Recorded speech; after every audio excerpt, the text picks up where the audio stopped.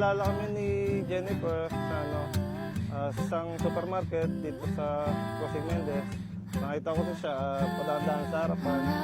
Pinagtanong ko siya kung doon sa iba na kung sino siya, pangalan niya, taga saan siya. Sabi ko, sino ba yun? Yung Aldrin yun. Tapos yun, hanggang sa one time, nag-meet kami. Doon sa yun, nalaman kong taga saan siya, tsaka yung Facebook account niya. Start nun, kinuha niya sa akin yung number ko. Siyempre, hindi ko binibigay. Tapos, nakita niya yung Facebook ko.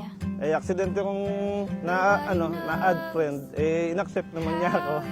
Yun, hanggang sa nag-chat na siya sa akin. And then, yun, start na siya nagligaw, nagtuloy-tuloy na siya hanggang sa lagi na kami magkasal. Hanggang sa nasuyo ko siya. April, yun, naging kami. Ngayon, na kami, 6 years. Awa naman. When it belongs to you, you. My world is changed and it's cradled by the comfort that is you.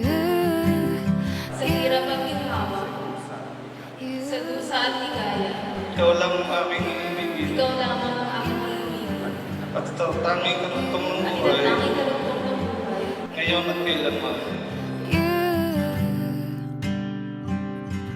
Jennifer, ito ang araw na pinakahintay natin ng ating pag-iisang dibdib. Parang kailan lang nang tayo magkakilala, ikaw ay aking niligawan, sinuyo at nakamit. Ang matamis mong oo at sa araw na ito, saksi ang lahat upang tuparin ang ating pangarap na humarap sa dambana ng Diyos. At mangako na magsasama at magmamahalan ng wagas. Nobody knows Hi, babe. Kamusta, babe? You're going to be my ex-boyfriend today because you're going to be my husband, life partner. Ang tagal nating inantay ang araw na to. Dami nating pinagdaanan in 6 years na magkasama tayo. Away, bati, tampuhan, saya, lungkot, iyak at galit.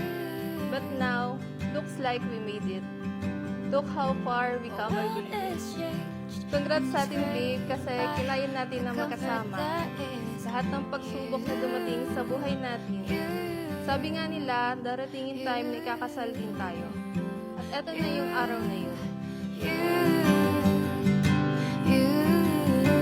Kala ko hanggang sa panaginip ko na lang maranasang ikasal. Pero andito tayo ngayon, kaharap natin ng Diyos, sa pamilya at kaibigan natin. Susumpa tayo na magiging isa na, hindi na tayo maghihiwalay kahit kailan. Jen, ikaw lang ang aking iibigin, ikaw lang ang aking mamahalin, at aalalayan sa lahat ng tagumpay sa buhay.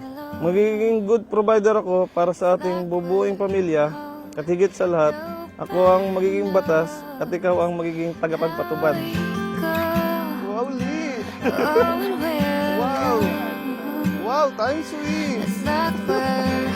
Hi, babe. Hope you like it. My simple gift for you. Alam ko na kailangan mo yan kasi hindi ka nakakatulog nang wala yan sa tabi mo.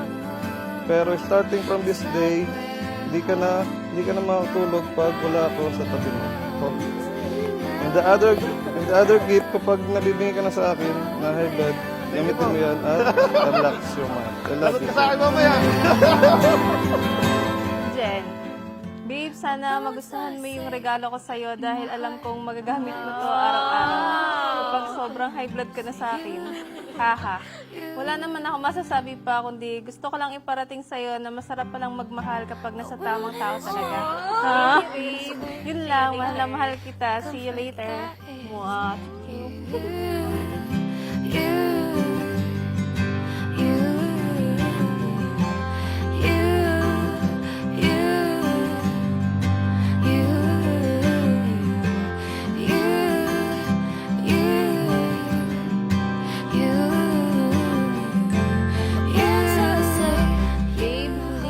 Bibitaw gaano man kabigat ang problemang darating. Sabay nating haharapin, hindi kita iiwan.